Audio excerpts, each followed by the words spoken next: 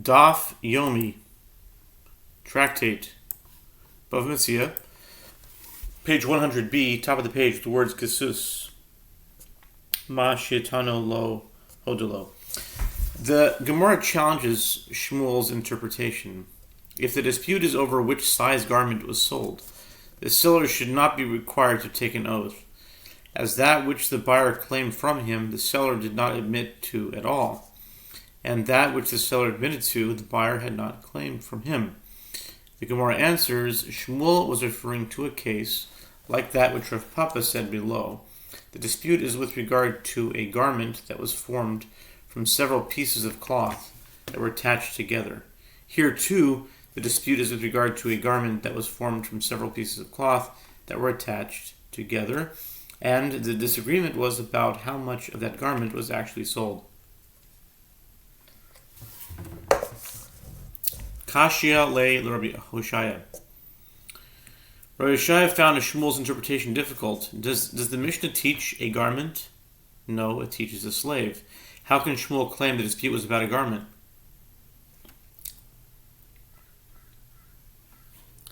Rather, Rabbi Yehoshua said the Mishnah is referring to a case where the buyer claimed a large slave along with his garment,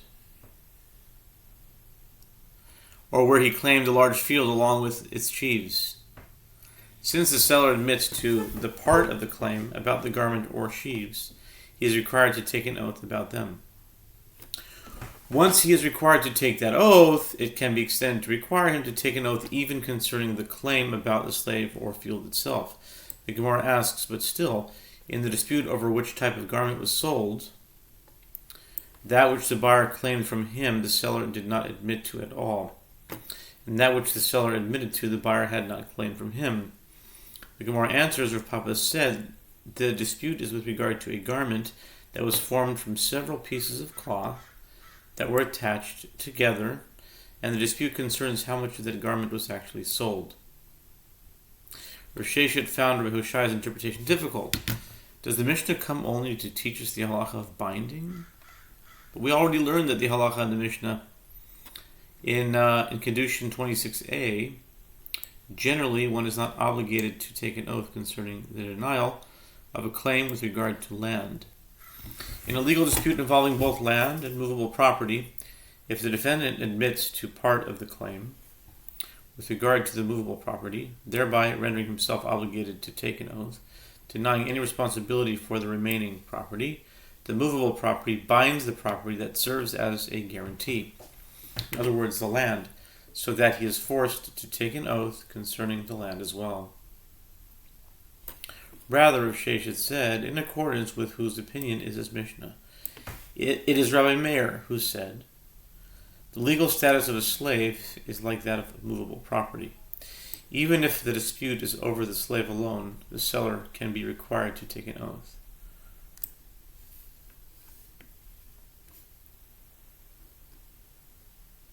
The Gemara asks, but still, if the dispute is over which slave was sold, then that which the buyer claimed from him the seller did not admit to at all, and that which the seller admitted to the buyer had not claimed from him. The seller should not therefore be required to take an oath. The Gemara answers, the Tana of the Mishnah holds in accordance with the opinion of Rabban Gamliel. As we learned in a Mishnah, Shavuot 38b, if one claimed wheat from another, and the defendant admitted only to owing him barley, the defendant is exempt from having to take an oath, but Rabban Gamliel deems him liable. The Gemara asks, still, with regard to the small slave, this is a case of, here you are, as the slave is immediately available to be taken. The small slave is not considered part of the buyer's claim, as his claim is limited to the difference between the values of the slaves, and that amount is being entirely denied. Consequently, there should be no requirement to take an oath. To resolve this difficulty, Rava said, in the case of the slave, the Mishnah is referring to a case where, after the sale, the seller severed the slave's hand. And in the case of the field, it is a case of where, after the sale, the seller dug pits, ditches, and caves in it, and therefore he cannot say, "Here you are." The Gemara offers another challenge of Shesh's interpretation. But didn't Rabbi Meir teach the opposite? As we learned in a Mishnah in Bava 96b, if one robbed another of an animal and it aged and declined in value while in his possession, or if one robbed another of Canaanite slaves and they aged, since they are no longer in the condition that they were in when he robbed them, he cannot return them in their current state to his victim. Rather, he pays according to their value at the time of the robbery. Rabbi Meir says, with regard to slaves, he says to the victim, "That which is yours is before you, and no compensation is required." Apparently, Rabbi Meir holds that the legal status of a slave is like that of land, and not, as Rav Sheshet said, like that of movable property. The Gemara answer is that is not difficult. Rav Sheshet apparently holds like Rabbi Baravu, who reverses the attribution of the opinions in that Mishnah and teaches. Rabbi Meir says he pays according to their value at the time of the robbery. And the rabbis say, with regard to slaves, he says to the victim, "That which is yours is before you, and no compensation is required." Since Rav Sheshet interprets the Mishnah as referring to a case where the dispute is over a slave alone and interprets it to be in accordance with the opinion of Rabbi Meir, he apparently also assumes that Rabbi Meir also holds that an oath is taken even with regard to a claim of land, as his explanation would need to account for the case in the Mishnah concerning a dispute over the small or large field. The Gemara questions this assumption. But given that Rabbi Meir said only that the legal status of a slave is like that of movable property, from where does Rav Sheshet learn that Rabbi Meir holds that we compare land to a slave, so that just as for a claim about a slave an oath is taken, so too for a claim about land an oath is taken? Perhaps Rabbi Meir holds that an oath is taken only in a claim about a slave, but not on a claim about land. The Gemara answers, it should not enter your mind. It should not enter your mind that Rabbi Meir makes a distinction between slaves and land in this regard. As it is taught in a bride with regard to one who exchanges a cow for a donkey, just such that by virtue of the cow's owner's act of acquisition on the donkey's erstwhile owner simultaneously acquires the cow wherever it happens to be located, and afterward the cow is found to have calved. And similarly, with regard to one who sells his Canaanite maidservant, with the acquisition effected by the buyer and giving him money, and afterward she is found to have given birth to a child who will be a slave belonging to his mother's master. At times, it is uncertain whether the offspring was born before or after the transaction. If this seller says the birth occurred while the cow or maidservant was still in my possession, and that buyer remains silent, the seller is entitled to take the offspring. If this one says, "I do not know what happened," and that one says, "I do not know what happened," would they divide the value of the offspring between them? If this seller says the birth occurred while the cow or maidservant was still in my possession, and that buyer says the birth occurred after the cow or maidservant was already in my possession, then the seller takes an oath stating that the cow or maidservant gave birth in his possession, and he is then entitled to take the offspring. This is because for anyone who takes an oath required by Torah law, he takes the oath and does not have to pay. This is the statement of Rabbi Meir. And the rabbis say, one does not take an oath, not on a claim concerning slaves, and not on a claim concerning land. The Gemara explains its proof from his Braita.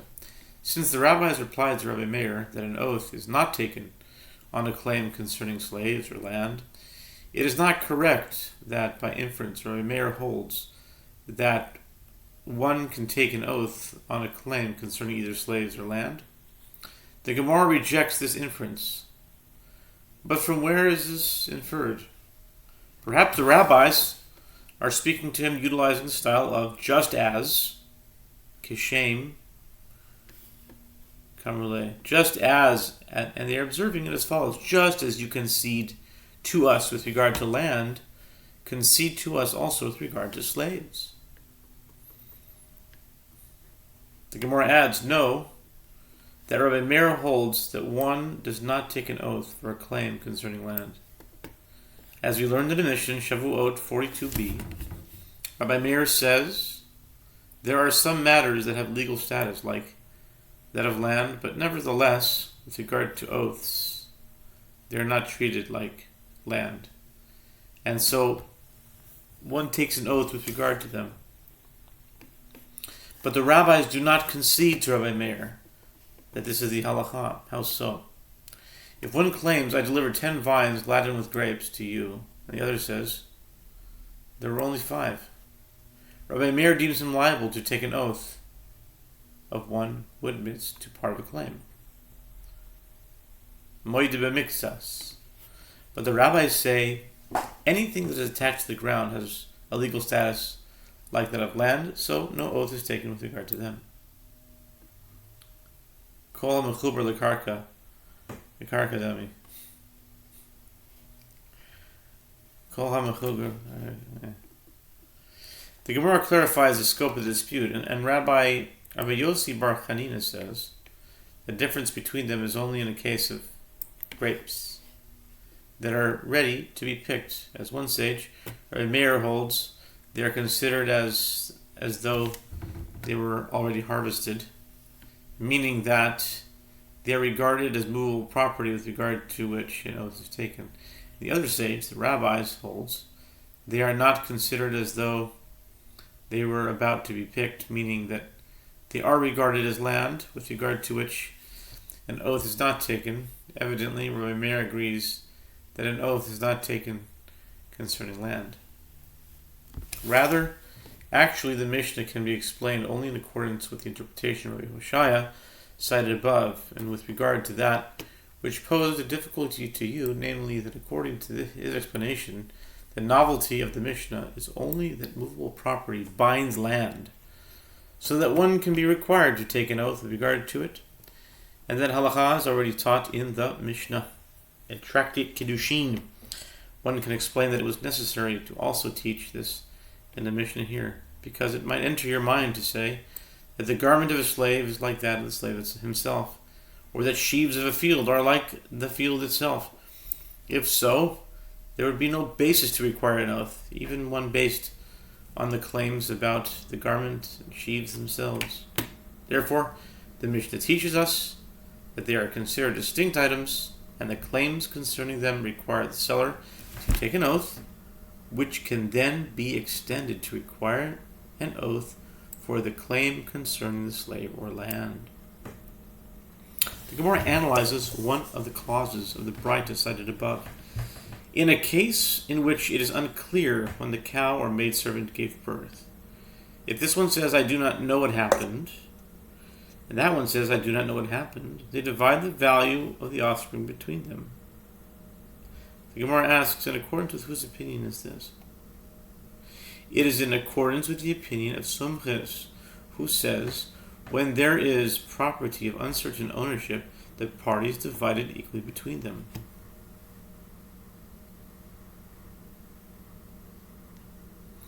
The Gemara questions this attribution. If so, say and try to explain according to the latter clause of the Braita. If this seller says that birth occurred while the cow or maidservant was still in my possession, and that buyer says the birth occurred after the cow or maidservant was already in my possession, then the seller takes an oath stating that it gave birth in his possession, and he is then entitled to take the offspring. The Gemara explains the difficulty, but according to the opinion of Rabbi Bar of Huna, who says, yes, Sumcha said his ruling, even in a case in which there is conflict between a certain claim and a certain claim. Why does the Mishnah rule that the seller takes an oath? The Mishnah should have ruled that they divide the value of the disputed offspring between them. The Gemara answers, Sumchus concedes that when there is a requirement for one of the parties to take an oath required by Torah law, that the disputed amount is not divided.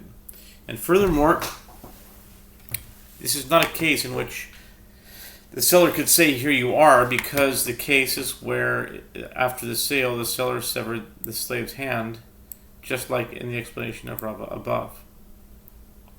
And that settles that. New Mishnah.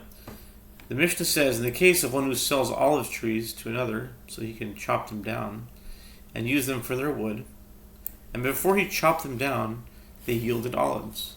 If the olives are of a quality that could provide the value of less than a quarter log of oil per se'ah of olives, these olives are the property of the new owner of the olive trees, in other words, the buyer. If they yielded olives that could provide the value of a quarter log or more of oil per se'ah of olives, and this one the buyer says, my olive trees yielded the olives, and so I have a right to them, and that one the seller says, the nourishment of my land yielded the olives, and so I have a right to them, then they divide the olives between them.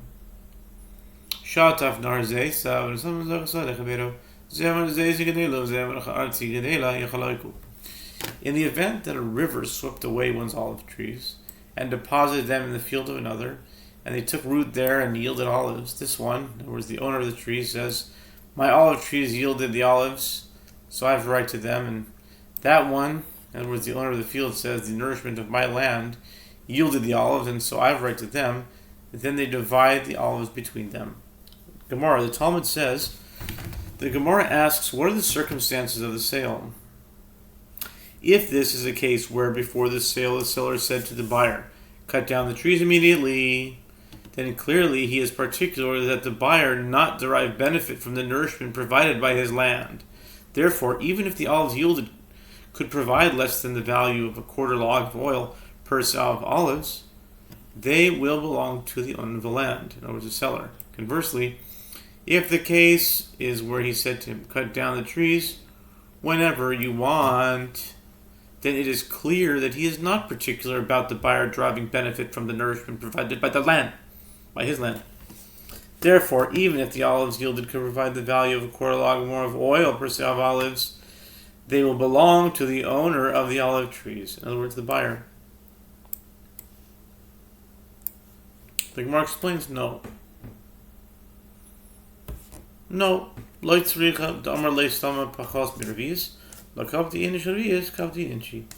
No, the ruling is necessary in a case where the seller said to him to cut down the trees without specification about when he should do so. Accordingly, if the olives yielded produce less than the value of a quarter log of oil per se'ah of olives, then since people are generally not particular to receive their share of such olives, the buyer may keep them. But where the olives yielded produce, produced the value of a quarter log or more of oil per se'ah of olives, people are generally particular to receive their share of such olives. Consequently, they divide the olives between them. Rabbi Shimon ben Pazi says, and the value of the quarter log that they mentioned in the Mishnah